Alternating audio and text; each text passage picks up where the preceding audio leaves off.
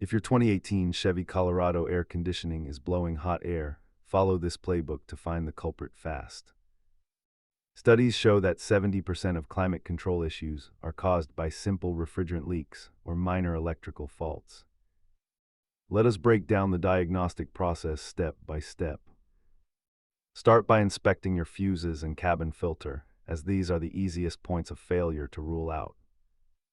Once you have checked the basics, look for signs of leaking refrigerant or a failing blend door actuator. Electrical issues like faulty pressure sensors or corroded ground straps are also frequent culprits in the Colorado platform. Determine if this is a simple relay swap or a job that requires specialized equipment at the shop.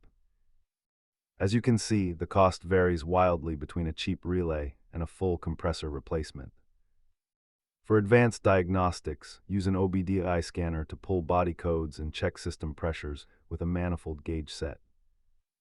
Ensure you have the right tools, including a multimeter and safety glasses, before diving into the high-pressure side of the system. Safety is paramount, so please wear protective gear and never attempt to vent refrigerant into the atmosphere. If you found the source of your AC failure, leave a comment below and subscribe for more Colorado maintenance tips.